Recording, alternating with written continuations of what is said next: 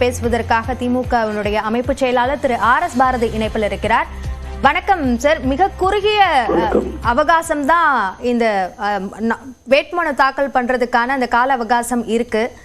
நீங்க எப்படி பாக்குறீங்க? அதே மாதிரி முடிவுகள் அறிவிக்கிறதுக்கான காலகட்டமும் கிட்டத்தட்ட 45 நாட்கள் இருக்கு. தேர்தல் நடந்து முடிந்து தமிழ்நாட்டிற்கான அந்த முடிவுகள் தெரிய வர்றதுக்கு 45 நாட்கள் ஆகும் அப்படின்னு சொல்லப்படுது. உங்களுடைய பார்வை? பொறுத்த மட்டும் எங்களுடைய கூட்டணி தேர்தலை சந்திப்பதற்கு தயாராக எல்லாம் இருந்தோம். தேர்தல் எப்பொழுது அறிவிக்கப்பட்டாலும் அதை சந்திக்கின்ற நிலைப்பாடு தான் நாங்கள் இருந்தோம். அது இப்போ தேர்தல் அறிவிக்கப்பட்டு விட்டது. எங்கள் கூட்டணி சென்ற 2019 இப்படி மாபெரும் வெற்றி பெற்ற அதே கூட்டணி இந்த ஆண்டு இந்த தேர்தலிலும் அதே கூட்டணி நீடிக்கிறது. ஆகவே எங்களுக்கு பெரிய வித்தியாசம் இல்லை. ஒரே ஒரு நாள் தள்ளி போகிறது தேர்தல்.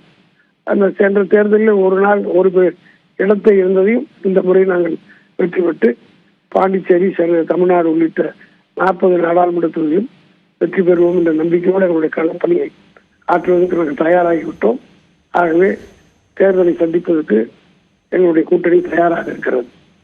சில கட்சிகள்ல எந்தெந்த தொகுதிகள் அப்படின்றது இன்னும் முடிவாகாம இருக்கு அப்படின்ற விஷயமும் இருக்கு இல்லையா? எங்க அணியை பொறுத்த மட்டும் முடிச்சாச்சு. எத்தனை இடங்கள் என்று தெரிய வச்சாச்சு. ஆக வேட்பாளர் பட்டியல் தான் அது இன்று நாளையோ நாளை மறுநாளோ தலைவர் அவர்கள் பம்பாய் செல்கிறார். வந்த பிறகு அவர் முடிவெடுத்து அறிவிப்பார். ஏன்னா நாங்கள் ரெடியா இருக்கணும். இந்த கூட்டணியில் ஒன்றும் பிரச்சனை இல்லை. மார்க்சிஸ்ட் கம்யூனிஸ்ட் வேட்பாளரை அறிவிச்சிட்டார்கள். இந்த இந்திய யூனியன் முஸ்லீம் லீக் அறிவித்து விட்டது. ஆகவே மற்ற அணிகள் கட்சிகளும் அறிவித்து விடுவார்கள் ஒரு நாள். அது ஒன்றும் பெரிய எங்களுக்கு நாங்கள் ரெடியா இருக்கோம். எங்க ப்ராசஸ் எல்லாம் ஓவர்.